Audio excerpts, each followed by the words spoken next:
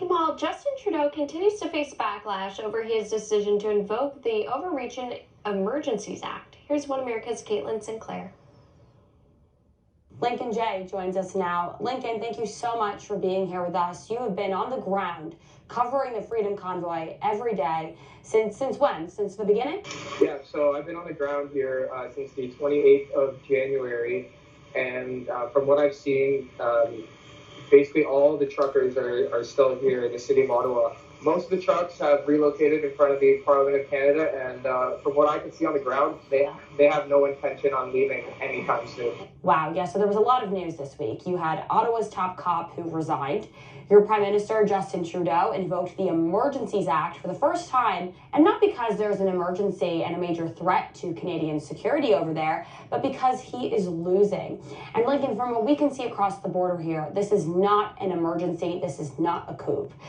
From what you've witnessed during your reporting, do these protests meet the standards to have the Emergencies Act invoked? I can't reiterate enough how peaceful it truly is here on the ground. It's I'm sure you guys have seen videos. There's kids everywhere. I've described it previously as a family environment here. There's kids jumping around on bouncy castles. There's multiple, I would call them food stations, set up along Wellington Street in different areas of the city where they're handing out free food, not just to the truckers, not just to the supporters, but to anybody in need. You've actually heard Justin Trudeau say that the people here, a part of the Freedom Convoy demonstration, are actually stealing food from the homeless. And I'm not sure where they're getting this information from. I've seen the exact opposite here, and we've documented it. Yes, you certainly have. Your reporting and your network's coverage have been outstanding, just colleague to colleague. One specific report your network touched on was the crowdfunding site that raised money for the Freedom Convoy that was taken offline after a reported hack that included leaking of the donors' personal information. So more than half of those donors are based here in the States. We've heard Canadian banks have also frozen accounts tied to some of those donors.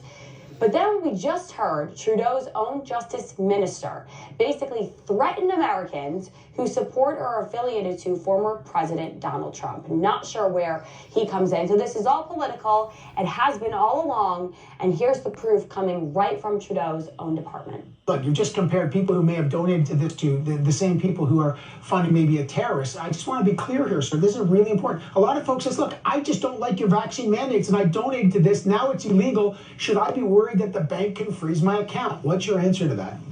Well, I think if you are a member of a pro-Trump movement who's donating hundreds of thousands of dollars and millions of dollars to this kind of thing, then you ought to be worried. So, Lincoln, if Canadian banks can freeze your account for your political view, it is done under the name of democracy. I mean, that's it. I can confirm that people's bank accounts are being frozen. I have a report coming out that should be out within the next couple hours, a full-length report on a man who traveled from Winnipeg, which is a city in Manitoba. He traveled down here to Ottawa in support of the truckers convoy. As far as I know, he has no direct involvement with the convoy.